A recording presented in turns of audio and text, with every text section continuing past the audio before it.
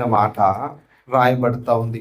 ఏమని మాట్లాడుతూ ఉన్నాడంటే, ఆమె ఒక కుమారుని కనును తన ప్రజలను వారి పాపముల నుండి ఆయనే రక్షించను కనుక ఆయనకు యేసు అను పేరు పెట్టుదనని. ఇదిగో కన్యక గర్భవతి కుమారుని కనును ఆయనకు ఇమ్మానుయేలు అను పేరు పెట్టుదురు అని ప్రభువు తన ప్రవక్తల ద్వారా పలికిన మాట నెరవేరునట్లుగా ఇదంతయు జరిగింది. ఇమ్మానుయేలు పేరునకు భాషాంతరమున దేవుడు మనకు తోడని అర్థం. ఇక్కడ దేవదూత యేసేపుతో మాట్లాడిన సందర్భం. దేవదూత యేసేపుతో మాట్లాడిన సందర్భంలో మనకి ఇమ్మానుయేల్ అనే పేరు మనకి కనబడతా ఉంది. దాని భావం, ఆ పదము యొక్క భావం, ఆ పేరులో ఉన్న భావం అక్కడే చెప్పాడు. దేవుడు మనకు తోడని అర్థం. బైబిల్ గ్రంథం అంతటిలో యేసు ప్రభువుకి అనేక రకములైన బిరుదులు, లేకపోతే మన భాషలో చెప్పాలంటే పేర్లు, దాదాపుగా 350 పేర్లు ప్రభువుకు పెట్టబడ్డాయి. ఎన్ని పేర్లు చెప్పండి? బైబిల్ అంతట్లో దాదాపుగా 350 పేర్లు ప్రభు కొరకు బిరుదులుగా పిలువబడ్డాయి. వాస్తవానికి యేసుక్రీస్తు యొక్క అసలు పేరు అనేది నేడు క్రైస్తవ ప్రపంచానికి ఏ పేరు అసలైన పేరు అనే దాని మీద చాలామంది చాలా కన్ఫ్యూజన్స్ ఉన్నాయి. ఆ విషయాన్ని గురించి నేను ఇప్పుడు మాట్లాడటం లేదు, కానీ యేసుక్రీస్తు యొక్క అసలు పేరు ఏమిటి అని నేను దాదాపు ఒక 4 సంవత్సరాల క్రితమే ఒక వీడియో చేశాను. ఒకసారి మీరు అది చూస్తే అసలు యేసు ప్రభు యొక్క పేరేంటో మనకు అర్థమవుతుంది.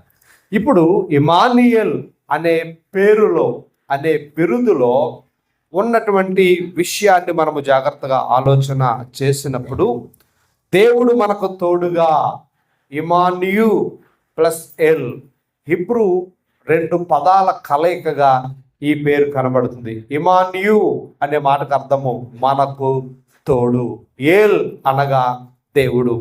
దేవుడు మనకు తోడుగా ఉండాలి అనే విషయం ఇక్కడ మనకు అర్థమవుతా ఉంది.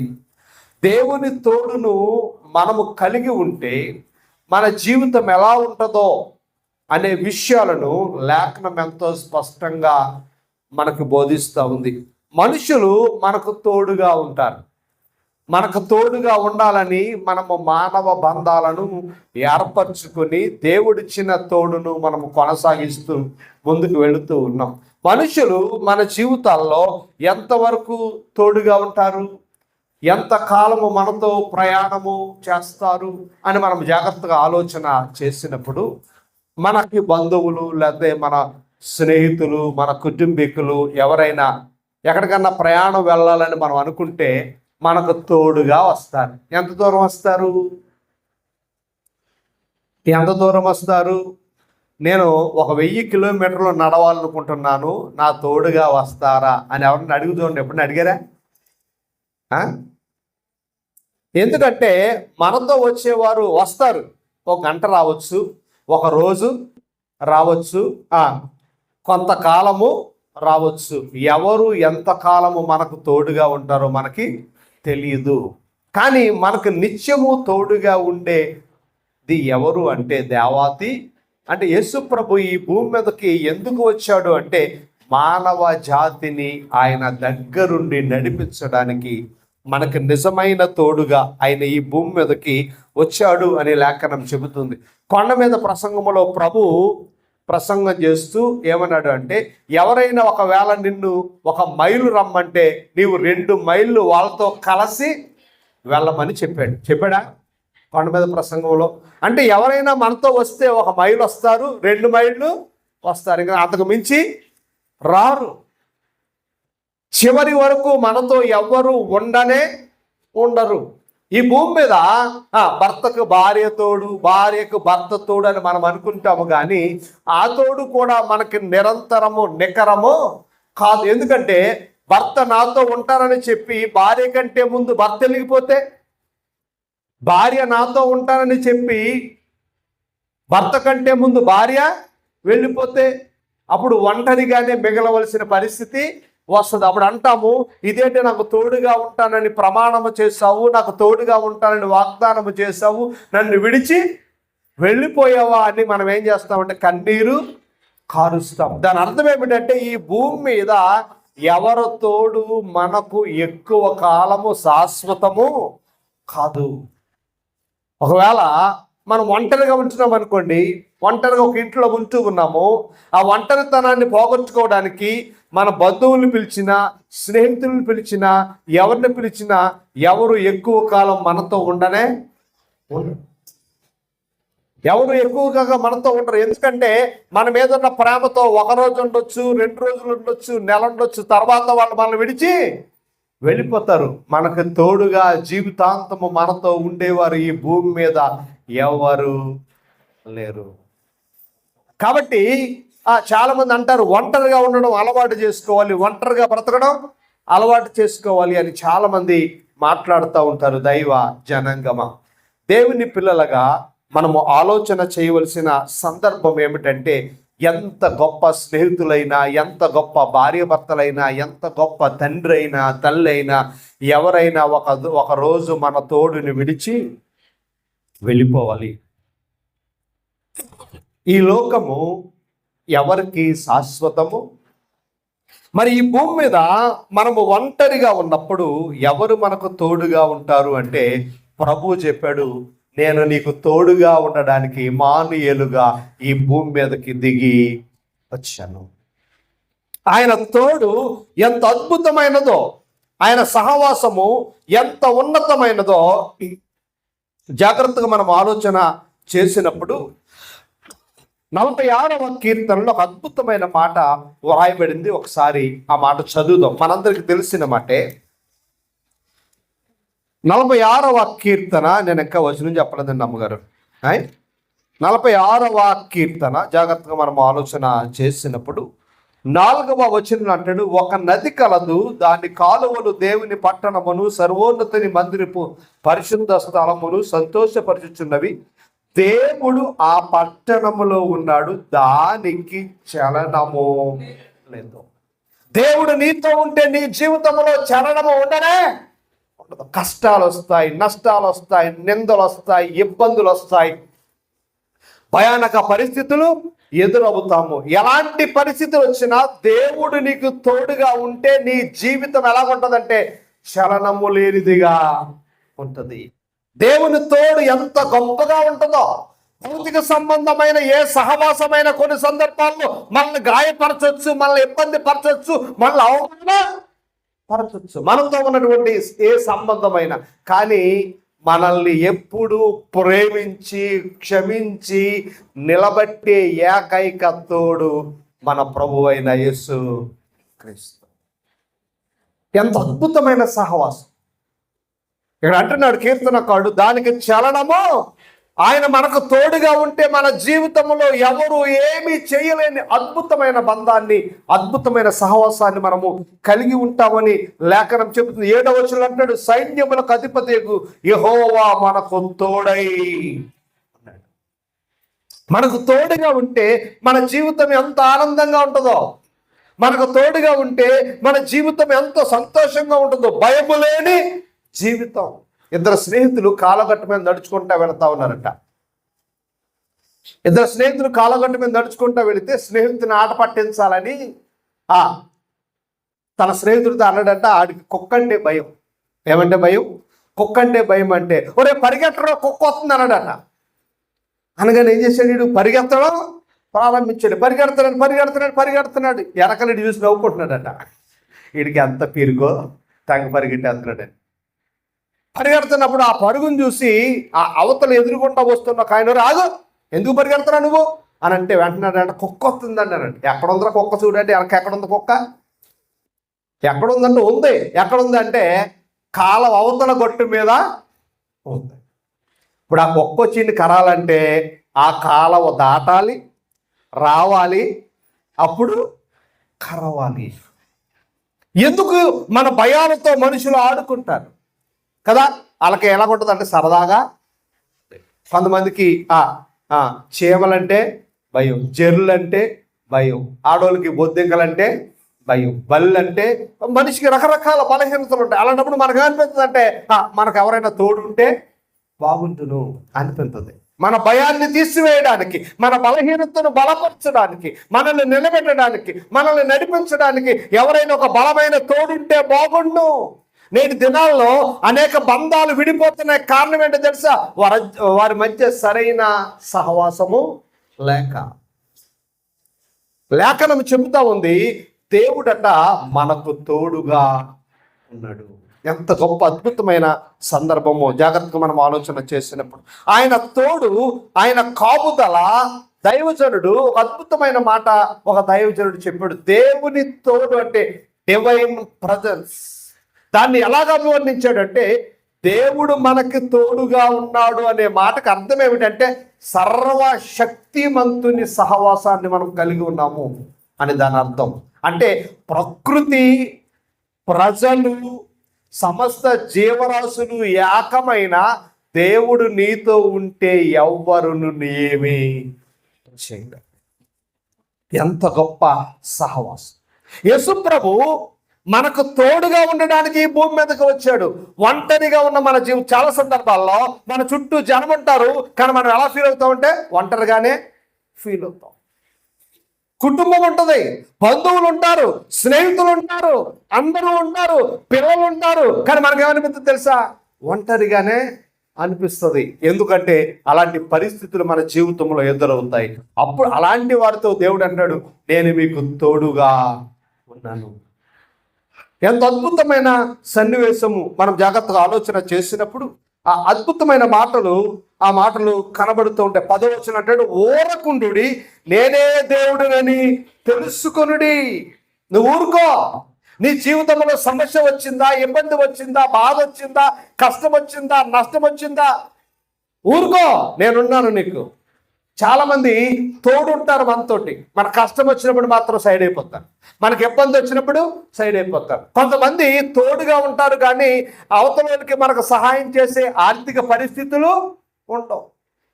నేను నీకు డబ్బు సాయం చేయలేను, కానీ నేను నీకు తోడుగా ఉంటాను. నేను నీకు మాట సాయం చేయలేను, కానీ నీకు తోడుగా ఉంటాను. అలాంటిటప్పుడు అనిపిస్తుంది, డబ్బున్న వాళ్ళు ఎవరైనా తోడుగా ఉంటే బాగుండు. లేకపోతే ఏదైనా రికమెండేషన్ చేయాలా అని అనిపించినప్పుడు మనకు అనిపిస్తుంది, ఎవరైనా ఒక నాయకుడు మనకు తోడుగా ఉంటే బాగుండు. అలాంటి పరిస్థితులు ఒకవేళ మన జీవితంలో ఎదురైతే ఇక్కడ అంటే నేనే దేవుణ్ణి, నువ్వు ఊరుకో. అధికారం నీ వైపు లేకపోయినా, డబ్బు నీ వైపు లేకపోయినా, స్నేహితులు నీ వైపు లేకపోయినా, ఎవరు నీ వైపు లేకపోయినా, నేను నీకు ఎలా ఉంటాను? తోడుగా. ఈ 2025లో మన కుటుంబాలను, మన సంఘాన్ని దేవుడు తోడుగా ఉండి నడిపిస్తూ ఉన్నాడు. ఎంత గొప్ప దైవికమైన సహవాసం, ఎంత ఆధ్యాత్మికమైన సహవాసం. జాగ్రత్తగా మనం ఆలోచన చేసినప్పుడు ఈ జీవిత ప్రయాణములో ఇమ్మానుయేలు దేవుడు ఎలాగ తోడుగా ఉంటాడో 1-2 విషయాలు నేను మీ ముందు ఉంచడానికి ఇష్టపడుతూ ఉన్నాను. ఆయన తోడు, ఆయన సహవాసం ఎలాగుంటుందో దేవుడు చరిత్రలో చాలా విషయాలు మనకు నేర్పించాడు. ఆది కాండంలో ఒకసారి మనం వెళదాం. ఆది కాండంలో ఒక అద్భుతమైన మాట మనకు కనబడుతుంది. ఒకసారి చూద్దామా? ఆది కాండము, ఇమ్మానుయేలుగా ఆయన మనకు ఎలా తోడుగా ఉన్నాడు. ఆది కాండము 28వ అధ్యాయము. ఆది కాండము 28వ అధ్యాయము 15వ వచనంలో అంటున్నాడు, అతనికి తండ్రి అయిన అబ్రహాము దినములలో, క్షమించాలి, 28వ అధ్యాయం 15వ వచనం, ఇదిగో నేను నీకు తోడయ్యుండి నీ వెళ్ళు ప్రతి స్థలమందు నిన్ను కాపాడుచు. ఎంత అద్భుతమైన చూడండి, నీకు తోడుగా ఉండి ప్రతి స్థలములో నిన్ను కాపాడే తోడు, నిన్ను కాపాడడానికి ప్రయాసపడే ఒక సహవాసం, నిన్ను కాపాడడానికి ప్రమాదం వచ్చినప్పుడు, ఇబ్బంది వచ్చినప్పుడు, కష్టం వచ్చినప్పుడు, సమస్య వచ్చినప్పుడు, ఒడిదుడికి వచ్చినప్పుడు కాపాడే తోడు మనకు కావాలి. మన కొరకు ప్రయాసపడే తోడు మనకు కావాలి, మన కొరకు నిలబడే తోడు మనకు కావాలి. దేవుడు అంటూ ఉన్నాడు. ఆ జాగ్రత్తగా మనం ఆలోచన చేసినప్పుడు దేవుడు ఏమంటున్నాడు యాకోబుతో, ఇదిగో నేను నీకు తోడయుండి నీ వెళ్ళు ప్రతి స్థలమందు నిన్ను కాపాడుచు. ఎంత గొప్ప సహవాసం! కాపాడే దేవుడు, మనల్ని కాపాడే దేవుడు. మనకు తోడుగా ఉండడం వేరు, తోడుగా ఉంటూ మనల్ని కాపాడడము పోయారు. ఇమానుయేలు ఆయన అంటున్నాడు, నువ్వు ఎక్కడికి వెళ్ళినా, ఏ ఊరికి వెళ్ళినా, ఏ ప్రాంతానికి వెళ్ళినా, ఏ ప్రదేశానికి వెళ్ళినా, కొన్ని సందర్భాల్లో ఉద్యోగ రీత్యా, వ్యాపార రీత్యా, బ్రతుకు తెరువు కొరకు అనేక ప్రాంతాలకు మనం వెళ్ళిపోతూ ఉంటాం, అనేక ప్రదేశాలకు మనం వెళ్ళిపోతూ ఉంటాం. అలాంటప్పుడు అక్కడ మనల్ని కాపాడేవారు, మనకు తోడుగా ఉండేవారు, మనల్ని ఆదరించేవారు ఎవరు ఉండరు. కనీసం మనతో మాట్లాడేవారు కూడా ఎవరో ఉండరు. మనల్ని ఆదరించేవారు ఎవరు ఉండరు. కువైట్ దేశంలో ఒక అక్క ఉన్నారు. దాదాపుగా ఆమెకి 60 సంవత్సరాలు.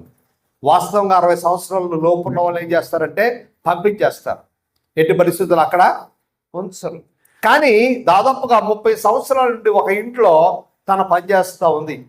అలాగ పనిచేస్తున్న సందర్భంలో సడన్గా వయసు పెరుగుతూ ఉన్నప్పుడు మనకేమొస్తాయంటే చిన్న చిన్న బలహీనతలు వస్తాయి. సడన్గా కళ్ళు తిరిగి బాత్రూంలో పడిపోయింది. ఏ సమయం అంటే అర్ధరాత్రి సమయం కళ్ళు తిరిగి పడిపోయింది బాత్రూంలో తనకు తానుగా లేవటానికి కూడా అవకాశం లేని పరిస్థితి. ఏం జరుగుతుందో తెలియదు. అలాంటి పరిస్థితిలో దేవా ఈ సమయంలో నాకు తోడుగా నా భర్త లేడు, ఎప్పుడో చనిపోయాడు ఆయన, నా కొడుకున్నాడు, నా కూతురు ఉంది, కానీ వాళ్ళు ఎవ్వరు నాతో లేరు. నేను ఒక యజమాని ఇంట్లో ఉంటున్నాను, వాళ్ళు ఎక్కడో 5వ ఫ్లోర్లో ఉన్నారు, నేను ఎక్కడో అడుగున ఉన్నాను. వాళ్ళు పిలవడానికి ఫోన్ చేయడానికి కూడా అవకాశం లేని పరిస్థితి అని 2 చేతులు దేవుని వైపు చాచి ఏడుస్తూ ఉన్నప్పుడు కొంతసేపటికి తనకు తెలియకుండా తన శరీరం తనకి సహకరించడము ప్రారంభించిందట. నెమ్మదిగా లేచి మంచం మీదకి వచ్చి ఆ సేటుకు ఫోన్ చేసిందండి. సాధారణంగా ఫోను తీరు, వారు ఫోన్లు తీరు, అందుకు 12 ఫోన్లు అంటే అసలు పట్టించుకోరు. ఆ రాత్రి వేళ ఫోన్ చేస్తే వెంటనే ఆ వ్యక్తి ఫోన్ ఎత్తి 5 నిమిషాల్లో వచ్చి తన కారులో తీసుకుని వెళ్ళి హాస్పిటల్లో జాయిన్ చేశాడట. హాస్పిటల్లో జాయిన్ చేశాడు. ఆ మాట చెప్పి ఎంత ఏడ్చిందో మా అక్క. ఎందుకు ఈ మాట చెబుతూ ఉన్నానో తెలుసా? కొన్ని సందర్భాల్లో మనం ఒంటరిగా ఉండవలసిన పరిస్థితులు ఏర్పడతాయి. మన అవసరాల నిమిత్తమో, మన కుటుంబ అవసరాల నిమిత్తమో, ఏదో ఒక పని మీద మనం ఎక్కడికో చోట ఒంటరిగా వెళ్ళవలసిన పరిస్థితులు ఏర్పడతాయి. అలాంటప్పుడు దేవుడు అంటున్నాడు, నిన్ను కాపాడుచు. ఎంత గొప్ప కాపుదల, ఎంత గొప్ప కాపుదల. ఒకవేళ దేవుని కాపుదల లేకపోతే డాక్టర్లు నిన్ను కాపాడలేరు, స్నేహితులు నిన్ను కాపాడలేరు, భార్య ఉన్నా బిడ్డలున్నా ఎవరు నిన్ను కాపాడలేరు. అదే కువైట్ దేశంలో నాకు మంచి స్నేహితుడు ఉండేవాడు, ప్రసాద్ గారు. మంచి స్నేహితుడు అయిన 2021లో నేను ఈ కోవిడ్ కాలంలో ఎంతో మంది సేవకులకి నేను డొనేషన్స్ ఇచ్చాను ఆయన ద్వారా. కువైట్ దేశం నుండి ప్రసాద్ గారని మంచి స్నేహితుడు, బావాని ప్రేమతో పిలిచేవాడిని. చాలా మంచి స్నేహితుడు. ఎంత మంచోడు అంటే ఆయన ద్వారా దాదాపుగా 8 లక్షల రూపాయలు నేను సేవకులకు పంచిపెట్టాను. అక్కడ ఒక సంఘం ఉంది కువైట్ దేశంలో. ఆ సంఘం ద్వారా చాలా భక్తిపరుడు, చాలా ప్రార్థనాపరుడు. తనకి కోవిడ్ ఎఫెక్ట్ అయింది. కోవిడ్ ఎఫెక్ట్ అయినప్పుడు డాక్టర్లు జాగ్రత్తగా ఉండమని చెప్పారు.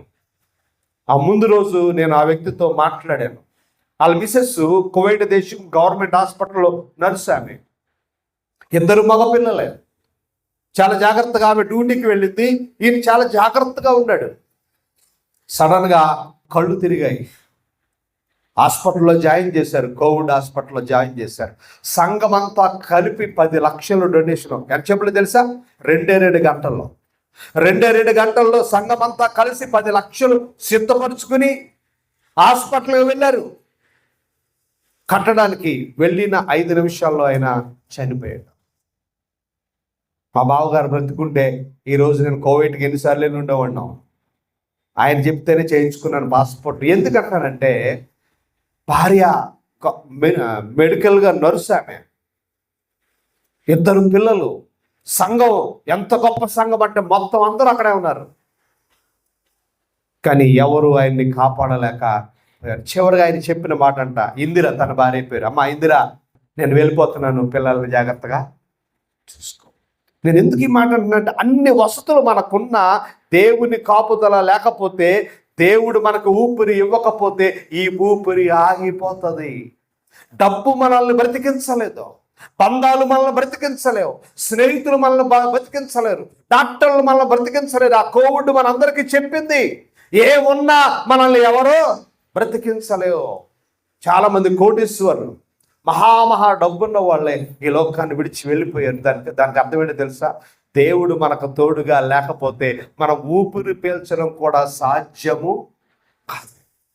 చరిత్ర నేర్పుతున్న పాఠం మనకి. కానీ దేవుడు అంటున్నాడు యాకోబుతో, ఇదిగో నీవెక్కడికి వెళ్ళిన నేను నీకు తోడుగా ఉంటాను. ఎంత గొప్ప దేవుడో, ఎంత దయ కలిగిన దేవుడో, ఎంత ప్రేమ కలిగిన దేవుడు. వచ్చి ఎక్కడికి వెళ్ళినా వస్తాడు. కొన్ని సందర్భాల్లో కొన్ని ప్రాంతాలకు మనం వెళ్తే మనతో ఉన్నవారు రారు. అక్కడికి నేను రానండి అంటారు. ఏమంటారు? అక్కడికి నేను రాను. మనుషులకు ఇష్టం కాని ప్రాంతాలు కొన్ని ఉంటాయి, మనుషులకు ఇష్టం కాని ప్రదేశాలు కొన్ని ఉంటాయి. అక్కడికి మన ఫ్రెండ్స్, మన స్నేహితులు, మన కుటుంబీకులు రారు. కానీ దేవుడు అంటాడు, నువ్వెక్కడికి వెళ్ళినా నేను నీకు తోడుగా వస్తాను. ఎంత గొప్ప ప్రేమ కలిగిన దేవుడు. ఇమ్మానుయేలు అనగా ఎక్కడికి వెళ్ళినా ఎందుకు వస్తాడు? కాపాడడానికే. మన కూడా ఎందుకు వస్తాడు? మనల్ని ఎగతాళి చేయడానికో, మనల్ని అవమానపరచడానికో, మనల్ని నవ్వించడానికో, కవించడానికి కాదు, మనల్ని నువ్వు కాపాడటానికి. ఎంత గొప్ప స్నేహితుడు ఇమ్మానుయేల్ దేవుడు. ఈ జీవిత ప్రయాణంలో ఒక అద్భుతమైన చారిత్రక సన్నివేశాన్ని మీ ముందు ఉంచడానికి ఇష్టపడుతూ ఉన్న నిర్గమాకాండములో ఇశ్రాయేలు జాతిని గురించి దేవుడు ఒక అద్భుతమైన మాట మాట్లాడుతూ ఉన్నాడు. నిర్గమాకాండము చూద్దామా? నిర్గమాకాండము 3వ అధ్యాయము 12వ వచనం. ఆయన నిశ్చయముగా నేను నీకు తోడయ్యుందును, నేను నిన్ను పంపించి తిననుటకు ఇది నీకు చూచిన నిశ్చయముగా. దాని అర్థం ఏంటో తెలుసా? నేను మాట తప్పేవాడిని కానీ. చాలామంది వస్తానని అంటారు. చాలామంది ఏమంటారు తెలుసా? ఫోన్ చేసి రండి అంటే వచ్చేస్తారండి. కానీ వాళ్ళకేదో ఎమర్జెన్సీ ఉండొచ్చు, వాళ్ళకేదో అవసరత ఉండొచ్చు. రాలేదని మనం బాధపడవలసిన పనేమీ లేదు. ఎందుకంటే మనందరికీ ఏమన్నాయంటే బాధ్యతలు ఉన్నాయి. మనందరికీ బాధ్యతలు ఉన్నాయి. అందుకే ఖచ్చితంగా వెళ్ళాలి కాబట్టి 12 అయినా వస్తున్నాం. మనకు చాలా బాధ్యతలు ఉన్నాయి కాబట్టి ఎంతైనా 10:30. కానీ మనకు 12 అయినా రాగలుగుతున్నాం అంటే బాధ్యతలు ఉన్నాయి, మనకి మంచి బాధ్యతలు. ఇక్కడ గమనించాలి దేవుని యొక్క గొప్ప ప్రేమ. నేను మీకు తోడుగా నిశ్చయముగా అంటే నేను ఉంటానని, వస్తానని మాటిచ్చి ఎగ్గొట్టే టైపు కాదు, మాట తప్పే టైపు కాదు. ఆయన మనుష్యుడు మాట తప్పుతాడు కానీ దేవుడు మాట తప్పని తోడది. ఒకసారి చెప్పాడు, నీతో ఉంటాను. ఎక్కడి వరకు నడిపిస్తాడు అంటే ఆయన నిన్ను అంతము వరకు నిన్ను నడిపిస్తాడు. మనతో తోడు ఉంటానని ప్రమాణం చేసిన భార్య అయినా కావచ్చు, భర్త అయినా కావచ్చు, ఎవరైనా కావచ్చు, మధ్యలో విడిచిపెట్టేస్తారు. కానీ అంతము వరకు నిత్యముగా తోడు ఉండేవాడు దేవాతి దేవుడు మాత్రమే. మనం పడిపోయామా మనం చూసి ఏడుస్తాడు ఆయన. మనం చెడిపోయామా మన గురించి కన్నీరు కారుస్తాడు. అయ్యో నా కుమారుడు చెడిపోయాడే, నా కుమారుడు పడిపోయాడు, ఏడుస్తాడు, దుఃఖిస్తాడు, ప్రయాసపడతాడు. మనల్ని నిలబెట్టడానికి, మనల్ని మార్చడానికి, మనల్ని స్థిరపరచడానికి ఆయన ఎన్ని ప్రయత్నాలు చేస్తాడో, ఎన్ని ప్రయత్నాలు చేస్తాడో. ఆయనలాగా ప్రేమించేవారు ఈ ప్రపంచంలో ఎవరో లేరనుకుంటాను. బహుశా దైవ జనాంగమా, మనం ఆలోచన చేయాలి. నిశ్చయముగా తోడుగా ఉండే దేవాతి దేవుడు. మరొక మాట అంటాడు 29వ అధ్యాయం నిర్గమాకాండములో. నిర్గమాకాండం 29వ అధ్యాయములో ఒక శ్రేష్టమైన మాట కనబడుతుంది. 29వ అధ్యాయము 45వ వచనంలో అంటాడు, నేను ఇశ్రాయేలీయుల మధ్య నివసించి వారికి దేవుడునై. ఎలాగుంటే నీ మధ్యన ఉంటాను. నీకు తోడుగా అంటే నీకు దూరంగా ఉండే టైపు కాదు. నువ్వు ఆ గదిలో ఉంటే నేను ఈ గదిలో ఉండే టైపు కాదు. కోపం వచ్చినప్పుడు ఎవరు గదిలో పడుకుంటారు, ఎవరు మంచం మీద వాళ్ళు పడుకుంటారు. అవునా కదండి? కోపం వస్తే మంచాలు వేరైపోతాయి, పరుపులు వేరైపోతాయి. అవసరమైతే ఎక్కడికన్నా వెళ్ళి పడుకుంటా ఆ రోజుకి. కానీ అన్నాడు, నేను నీ మధ్యన ఉంటానా. కోపం వచ్చి నీ బంధాలు నిన్ను విడిచిపెడతాయేమో, నీ స్నేహితులు నిన్ను విడిచిపెడతారేమో, నీ కుటుంబం నిన్ను బయటికి గెంటేస్తుందేమో, నేను మాత్రం నీ మధ్యన ఉంటాను. నీ మధ్యన. ఎంత గొప్ప ప్రేమ, ఎంత గొప్ప ప్రేమ. మనం అర్థం చేసుకోవాలి.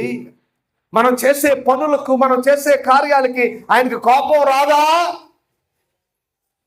ఆయన ప్రేమ, ఆయన మహా కనికరం, ఆయన ఎంత గొప్పగా మనకు తోడుగా ఉంటాడో లేఖనం స్పష్టంగా మన మధ్యన ఉండే దేవుడు, మన మధ్యన మనతో ఉండే గొప్ప దేవుడు. ఇలాంటి ఇమానియేల్ మన జీవితంలో ఎవరుంటారు? మనకు తోడుగా ఉన్న దేవుడు లాంటి స్నేహితులు, బంధువులు ఈ ప్రపంచంలో ఎవరైనా ఉండగలరా? మనం జాగ్రత్తగా ఆలోచన చేయాలి, మనం జాగ్రత్తగా పరిశీలన చేయాలి. మన జీవిత ప్రయాణములో, మన జీవిత కార్యాలలో ఇమ్మానుయేలు దేవుడు చేసే రెండవ అద్భుతమైన పని ఏంటో తెలుసా? అదేమో నిర్గమాకాండము 33వ అధ్యాయము, నిర్గమాకాండం 33వ అధ్యాయము 14వ వచనంలో అంటాడు, అందుకు ఆయన నా సన్నిధి నీకు తోడుగా వచ్చును, ఎందుకు? నేను నీకు విశ్రాంతిని కలుగజేస్తాను. ఇమ్మానుయేలు దేవుడు మనతో ఉంటే మనకేముంటుంది తెలుసా? విశ్రాంతి, విశ్రాంతి, విశ్రాంతి. కొన్ని సందర్భాల్లో అందరూ మన పక్కన ఉంటారు, మనకేం పట్టదండి? నిద్ర పడుతుందా? పట్టదు. అదేంటి ఇంకా పడుకోలేదంటే నిద్ర పడతలేదు. అదేంటి? నీ పక్కన భార్య ఉంది, భర్త ఉన్నాడు, పిల్లలు ఉన్నారు, అందరూ ఉన్నారు, ఎందుకు రావట్లేదు నిద్రే? అప్పుడు ఏం చేస్తామంటే స్లీపింగ్ ట్యాబ్లెట్ వేసుకుంటాం. ఎందుకు? దేని కొరకు? విశ్రాంతి కొరకు. దేని కొరకు? విశ్రాంతి కొరకు. కొంతమంది ఒక ట్యాబ్లెట్ వేసుకుంటే ఫస్ట్ డే బాగుంటుంది, తర్వాత డోసు పెంచుతాడు డాక్టర్ గారు కూడా. ఎందుకో తెలియదు, మనకు విశ్రాంతి లేదు. ఎందుకో తెలియదు. కుటుంబం మనతోనే ఉంది, అందరూ మనతో ఉన్నారు, మనకు ఏమి లేదంటే విశ్రాంతి లేదు. ఏదో తెలియని భయం, తెలియని ఆందోళన, తెలియని సమస్య మనం వెంటాడుతూ ఉంది. కానీ ప్రభు అంటున్నాడు, నేను నీతో ఉంటే నీకేం కలుగుతుంది తెలుసా? విశ్రాంతి కలుగుతుంది. ఎంతో గొప్ప నెమ్మది, ఎంతో గొప్ప ప్రశాంతత, తెలియని ప్రశాంతత. ప్రభు సహవాసాన్ని నువ్వు అనుభవిస్తున్నావంటే దాని అర్థం ఏంటి తెలుసా? నీ ముఖం ఎప్పుడు ప్రశాంతంగానే ఉంటుంది. సమస్యలు వస్తాయి, ఇబ్బందులు వస్తాయి, రాక మానవు వస్తూనే. ఒక ఆయన అడిగాడు, ఈ సమస్యలు ఎంతకాలము దేవా, ఈ సమస్యలు ఎంతకాలం అని దేవుడిని అడిగాడట. దేవుడు అన్నాడట, నువ్వు నా దగ్గరికి వచ్చేదాకా. ఓ గంటలో వస్తాయనగానే నీకు సమస్య ఉంటుంది. ఎంతసేపు? గంట కూడా నీకేముండదు, సమస్య లేకుండా ఉండవు. కానీ సమస్యలలో దేవుడు నీకు విశ్రాంతిని ఇస్తాడు. ఆయన తోడు నీకు విశ్రాంతిని ఇస్తుంది. రెండవది, మొట్టమొదటి ఆయన తోడు నిన్ను కాపాడుతుంది. రెండవది, ఆయన తోడు నీకేమిస్తుంది? విశ్రాంతిని ఇస్తుంది. మనం అనుకున్న తోడు మనతో ఉన్న కొన్ని సందర్భాల్లో మనకి విశ్రాంతి ఉండదు, మనశ్శాంతి కూడా ఉండదు. ఇదేం తోడు బాబు అనిపిస్తూ ఉండదు అప్పుడప్పుడు. కానీ ప్రభువు తోడు మనకేమిస్తుందట? విశ్రాంతిని ఇస్తుంది. ఇమ్మానుయేలు దేవుడు మనకు విశ్రాంతిని ఇవ్వడానికి ఆయన భూమి మీదకి దిగి వచ్చాడు. ప్రశాంతత లేని మన జీవితాలను, గలిబిలుగా ఉన్న మన జీవితాలను, ఇబ్బందికరంగా ఉన్న మన జీవితాలకు ప్రశాంతతనివ్వడానికి.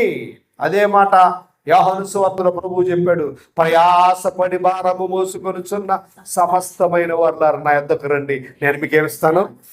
విశ్రాంతినిస్తాను.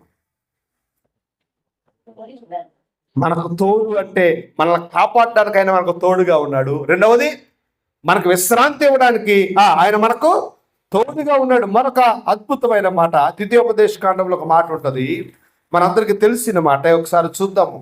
ఇమ్మానుయేలుగా ఆయన మనకి ఎలాంటి తోడుగా ఉన్నాడో ద్వితీయోపదేశ కాండము 20వ అధ్యాయం ఒక అద్భుతమైన మాట రికార్డు చేయబడింది. ఒకసారి చూద్దామా? ద్వితీయోపదేశ కాండము 20వ అధ్యాయం 1వ వచనం, నీవు నీ శత్రువులతో యుద్ధమునకు పోయి గుర్రములను రథములను మీకంటే విస్తారమైన జనములను చూసినప్పుడు వారికి భయపడవద్దు. ఐగుప్తు దేశములో నిన్ను రప్పించిన నీ దేవుడైన యెహోవా నీకు దేవుడై. కొన్ని సందర్భాలు శత్రు భయం మనకు ఉంటుంది. శత్రువైన సాతాను మనల్ని భయపెడతాడు. ఎలాగా? గర్జించు సింహం వలె. గర్జించు సింహం వలె వాడు శత్రువైన సాతాను మనల్ని భయపెడతా ఉంటాడు. ఆర్థిక ఇబ్బందులు మనకున్నప్పుడు మనం భయపడతాం, అనారోగ్యం మనకున్నప్పుడు మనము భయపడతాం, సమస్యలు మన మీదకి వచ్చినప్పుడు మనము భయపడతాం, ఇబ్బందులు మనకు కలిగినప్పుడు మనము భయపడతాం, అనేక రకాలుగా భయపడతాం. శత్రువు మనకంటే బలవంతుడు. ఎవరో? శత్రువైన సాతాను. దేవుడు అంటున్నాడు, వాడిని చూసి భయపడకండి, వాడు గర్జించి సింహం వల్ల వస్తున్నాడని భయపడకండి, కానీ నేను మీకేమైనాను? మన పోరాటాల్లో దేవుడు మనకు తోడుగా ఉంటాడు. నేను మీకు చాలాసార్లు చెప్పాను, మనం ఆత్మీయ పోరాటంలో ఉన్నాం. ఏ పోరాటం? ఈ ఆత్మీయ పోరాటంలో సాతాను ఎన్ని గలిబిళ్ళు చేస్తూ ఉంటాడో మనల్ని పడగొట్టడమే వాడి అంతిమ ధ్యేయం. మనల్ని ఓడగొట్టడమే వాడి యొక్క అంతిమ ధ్యేయం.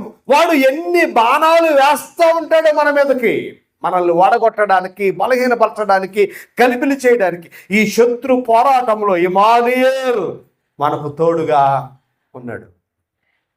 ఆయన తోడు మనకి కాపుదల, ఆయన తోడు మనకు విశ్రాంతి, ఆయనకు తోడు శత్రువులు గుండె ఏం కలిగిస్తాడు? ఆయన గుబులు కలిగిస్తాడు. ఎంత గొప్ప తోడో మనం ఆలోచన చేయాలి. దైవజనాంగమా, మనం ఆలోచన చేయాలి. ఇమ్మానుయేలుగా ఆయన మనతో, మన పోరాటంలో మనకు ఎలాగున్నాడు? ఆయన సహకారిగా ఉన్నాడు. కొన్ని సందర్భాల్లో మనం ఒంటరిగానే పోరాటము చేయవలసి వస్తుంది. ఆర్థిక ఇబ్బందులు మనం వెంటాడుతూ ఉన్నప్పుడు, అనారోగ్య పరిస్థితులు మనం వెంటాడుతున్నప్పుడు ఒంటరిగానే మనం పోరాటం చేయాలి. ఒంటరిగానే మనం నిలబడాలి. ఈ ఆత్మీయ యుద్ధములో ఒంటరిగా పోరాడుతూ ఉన్నాడు మనకు అనిపిస్తుంది. ఎందుకు వచ్చిన బ్రతుకు? ఎంతకాలం ఈ పోరాటం, ఎంతకాలం ఈ ఇబ్బందులు, ఎంతకాలం నేను నలిగిపోవాలి, ఈ సమస్యలకు అంతము లేదా అన్నప్పుడు ఆయన అంటున్నాడు, భయపడకు, ఆ పోరాటంలో నేను నీకు తోడుగా ఉన్నాను. ఎంత గొప్ప దేవుడు చూడండి, ఎంత గొప్ప దేవుడు. మనకి ఏదైనా సమస్య వచ్చింది, ఒక పోరాడవలసి వచ్చింది అనుకో, ఆత్మీయులు పిలు, వాళ్ళ మన జోలికి రారు. ఈ కేసులు, ఈ స్టేషన్లు, ఈ గొడవలు మనకెందుకులే, నువ్వు చేసుకున్నావు కదా, నీ తెప్పలేదు, నువ్వే పడంటారు. చాలా సందర్భాలు ఒక పోరాడవలసి వస్తే అందరూ మనల్ని విడిచిపెట్టేస్తారు, అందరూ మనకు దూరం అయిపోతారు, అందరూ మనల్ని ఇబ్బంది చేస్తారు. కానీ మనకు అర్థం కావాలి, ఆ పోరాటంలో ప్రభువు మనకు తోడుగా ఉన్నాడు. ఆయన మనకు విజయాన్ని ఇస్తాడు. ఈ భౌతిక సంబంధమైన జీవిత ప్రయాణంలో ఎలాంటి పోరాటం మన జీవితంలో ఎదురైనా ఇమ్మానుయేలు దేవుడు మనకు తోడుగా ఉన్నాడు. ఆయన మొట్టమొదటిగా మనకు తోడుగా ఉండి మనల్ని కాపాడే దేవుడు. రెండవది మనకు తోడుగా ఉండి మనకు విశ్రాంతినిచ్చే దేవుడు. మూడవది మనకు తోడుగా ఉండి మన పోరాటంలో శత్రువుల నుండి మనను విడిపించే దేవుడు. మరొక అద్భుతమైన మాట మనకు కనబడుతుంది. ఇమ్మానుయేలు దేవుడు ఎలాంటి తోడుగా ఉండి ఎలాంటి కార్యాలు చేస్తాడు. యెషయా గ్రంథము ఒక అద్భుతమైన మాట మీ ముందు ఉంచి త్వరగా నేను ముందుకు వెళ్ళాలని ఆశపడుతూ ఉన్నాను. యెషయా గ్రంథము 43వ అధ్యాయం ఒకసారి చూద్దామా? మనందరికీ తెలిసిన మాట, చాలాసార్లు విన్న మాటే. యెషయా గ్రంథము 43వ అధ్యాయము 2వ వచనం అంటాడు, నీవు జలములలో పడి దాటినప్పుడు నేను నీకు తోడై అంటే ఇబ్బందులు మన జీవితంలో ఎదురైనా, ఎలాంటి ఇబ్బందులైనా, కుటుంబపరమైన, ఉద్యోగపరమైన, లేకపోతే వ్యాపార సంబంధమైన, లేకపోతే సమాజపరమైన ఎలాంటి ఇబ్బందులు మన మీదకి వచ్చినా దేవుడు అంటున్నాడు, ఇబ్బందులలో నేను నీకు తోడుగా ఉన్నాను. ఎంత గొప్ప దైవకమైన సహవాసం. దేవుని పిల్లలుగా మనకు అర్థం అవ్వాలి. ఈ 2025లో ఇమ్మానుయేలు దేవుడు నా ఇబ్బందుల్లో నాకు తోడుగా ఉన్నా నువ్వు నమ్మాలి. నమ్ముట నీవు వల్లైతే నమ్మువానికి సమస్తము సాధ్యమే. ఇబ్బందులలో ప్రభు మనతో ఉన్నాడు, ఇరుకులలో ప్రభు మనతో ఉన్నాడు. ఎంత గొప్ప దేవుడో ఇమ్మానుయేలు దేవుడు అనే మాటకు అర్థము ఇబ్బందులతో కూడా 4వదైన మనకు తోడుగా ఉంటాడు అని లేఖనము చెబుతా ఉంది. దేవుని పిల్లలుగా మనము ఆలోచన చేయాలి. దేవుని పిల్లలుగా మనల్ని మనము పరిశీలన చేసుకోవాలి. దేవుడు ఎంత ప్రేమ కలిగిన వాడో. సంఘములో కొన్ని సందర్భాల్లో మనం ప్రార్థనలు ఏర్పాటు చేసుకున్నప్పుడు కొంతమంది రారు, కొద్దిమందే వస్తారు. అన్నప్పుడు మనం అనుకుంటాం, అయ్యో ఎక్కువ మంది వస్తే బాగుండు, అందరూ కలిసి మనకు తోడుగా ఉంటే బాగుండు, అందరూ కలిసి మనకు ప్రార్థన చేస్తే బాగుండు అని అనుకుంటాం. చాలా సందర్భాల్లో గ్రాండ్గా మీటింగ్ పెట్టుకుని భోజనాలు ఏర్పాటు చేస్తే అనుకున్నంత మంది రారు. ఏదైనా ఒక కార్యక్రమం మన ఇంటి దగ్గర ఏర్పాటు చేసుకుంటే అనుకున్నంత మంది రారు. ఎందుకు రారు? అనేక కారణాలు ఉండవచ్చు. అలాంటప్పుడు మనకేమో ఏం అర్థం కావాలో తెలుసా? నీకు మనుషుల తోడు కొరకు నువ్వు ప్రయాసపడుతున్నావా, దేవుని తోడు కొరకు నువ్వు ప్రయాసపడుతున్నావా? మనుషుల సహవాసం కొరకు నువ్వు ప్రయాసపడుతున్నావా, దేవుని సహవాసం కొరకు నువ్వు ప్రయాసపడుతూ. ఒక అద్భుతమైన మాట మత్తయి సువార్తలో అంటాడు ప్రభు 18వ అధ్యాయములో. మత్తయి సువార్త 18వ అధ్యాయంలో ప్రభు అంటున్న మాట 20వ వచనములో, ఎలయనగా ఇద్దరు ముగ్గురు నా నామము ఎక్కడ కూడిందరు అక్కడ నేను వారి మధ్యన ఉన్నాను. సంఖ్య ఎక్కువ ఉంటే కాదు దేవుడు, సంఖ్య తక్కువ ఉన్నా మనతో ఉండే దేవుడు, మనకు తోడుగా ఉండే దేవుడు. కొన్ని సందర్భాల్లో కుటుంబంగా మనం ప్రార్థన చేసుకున్నప్పుడు ఇద్దరులాగా ముగ్గురు ఉంటారు, అందరూ ఉండరు. మనకు ధైర్యం సరిపోదు. అయ్యో ఇద్దరు ముగ్గురు కాదు, అందరూ వచ్చి అందరూ ప్రార్థన చేస్తే బాగుండు అనిపిస్తుంది మనకి. కానీ పరిస్థితులు బట్టి రావచ్చు, రాక పోవచ్చు. అప్పుడు మనకు అర్థం కావాలి, ఇద్దరున్నా దేవుడు మనతో ఉన్నాడు, ముగ్గురున్నా దేవుడు మనతో ఉన్నాడు. మనం అర్థం చేసుకోవాలి, మనం ఆలోచన చేయాలి, మనల్ని మనం పరిశీలన చేసుకోవాలి. దైవ జనాంగమా, రాజకీయ నాయకుడి దగ్గరికి మనం ఏదైనా అవసరాలకు వెళ్ళామనుకో, నీ వెనకాల ఎంతమంది ఉన్నారని అడుగుతాడు. ఎందుకంటే ఏం కావాలి, వాళ్ళకి ఓట్లు కావాలి. మన వెనకాల 100 మంది ఉంటే వేరేగా ఉంటుంది. నేను ఒక్కడిని అయ్యారంటే చూద్దాం వెళ్ళంటాడు. చూద్దాంలో నువ్వు అక్కడగానా, నువ్వు నీ కుటుంబమనే, సరేలే చూద్దాం వెళ్ళు. అలా కదండి, నా వెనకాల మా పేట ఉందంటేనో కుర్చేసి కూర్చోబెడతాడు. కానీ దేవుడు అలాంటి వాడు కాదు. నువ్వు ఇద్దరిగా ఉన్నా ముగ్గురుగా ఉన్నా ఆయన నీకు తోడుగా ఉంటాడు, నీ మధ్యన నివసిస్తాడు ఆయన. ఎక్కడో ఉన్నాను నేను, పేట నాకు సహకారంగా లేదు, లేదా బంధువులు నాకు సహకారంగా లేదు, స్నేహితులు నాకు సహకారం, అయ్యో నేను ఒంటరిగా ఉన్నాను అని అనుకుంటున్నావే భగవాను నువ్వు. నా ప్రభు అంటున్నాడు, నేను నీ మధ్యన ఉన్నాను. ఎంత గొప్ప దేవుడో. కొన్ని సందర్భాల్లో మనం ఒంటరిగా మిగవలసిన పరిస్థితి వస్తుంది, ఇద్దరు ముగ్గురుగా నిలబడవలసిన పరిస్థితి వస్తుంది. ఎక్కడ ఉన్నా చిన్న కుటుంబమైన, చిన్న సంఘమైన, చిన్న ప్రార్థనైన, చిన్న సహవాసమైన అక్కడ దేవుడు ఉన్నాడు. ఇది మనం ఎప్పుడు మర్చిపోకూడదు. ఇమ్మానుయేల్, దేవుడు మనకు తోడుగా ఉన్నాడు అని లేఖనము చెబుతూ ఉంది. నేను జాగ్రత్తగా ఇందాక నేను మీకు జ్ఞాపకం చేశాను, ఆయన చెప్పాడు, యేసు ప్రభు వెళ్ళిపోతూ ఏమన్నాడంటే మత్తయి సువార్త 28:20లో, ఇదిగో యుగ సమాప్తి వరకు సదాకాలము నీకు తోడుగా. 26 వచ్చేస్తుంది మనకి. 26 గురించి ఇప్పుడే మనకు కంగారు పడుతున్నాయి, ఎలాగుంటుందో, ఆ రాశి వారికి ఎలాగుంటుందో, ఈ రాశి వారి ఎలా ఉంటుందో అని ఇప్పుడు ఆల్రెడీ మొదలెట్టేశారు. 26 ఎలాగుంటుందో, జనవరి వచ్చిందంటే ఏమవుతుందో అని అనుకుంటున్నాం. ఏముండదో, 25 ఎలాగుందో 26 కూడా. కానీ ఒకటి మాత్రం వాస్తవం, 26లో కూడా దేవుడు నీకు తోడుగా ఉన్నాడు. నిన్ను కాపాడే దేవుడు, నీకు విశ్రాంతినిచ్చే దేవుడు, నీ పోరాటంలో నీకు సహాయకరంగా ఉన్న దేవుడు, ఇబ్బందులలో నీతో నడిచే దేవుడు, నీకు ఆయన సహకారిగా ఉన్నాడు. ఇప్పుడు చెప్పాలి, సంవత్సరం ఏదైనా, ఉండే స్థలము ఏదైనా, చేసే సహవాసము ఏదైనా, నా ప్రభువు నాకు ఇమ్మానుయేల్ తోడుగా. మనం చెప్పగలమా ధైర్యంగా, ఇమ్మానుయేలు దేవుడు నాకు తోడుగా ఉన్నాడు. ఆయన వాగ్దానం చేసిన వాడు, మనకి నమ్మదగిన దేవుడు, ఆయన మాట తప్పని దేవుడు. కాబట్టి ఇమ్మానుయేల్ అనే పేరులో ఉన్న అర్థము మనకు తోడు. ఎందులో? కాపాడుటలో ఆయన మనకి తోడుగా ఉన్నాడు, విశ్రాంతినివ్వడంలో ఆయన మనకు తోడుగా ఉన్నాడు, పోరాటంలో ఆయన మనకి తోడుగా ఉన్నాడు, ఇబ్బందుల్లో ఆయన మనకు తోడుగా ఉన్నాడు. కొద్దిమందిగా ఒకవేళ మనం ఉన్న ఆయన మనకు తోడుగా ఎంతవరకు అంటే ప్రభువు చెప్పాడు, అంతము వరకు. ఎప్పుడు దాకా?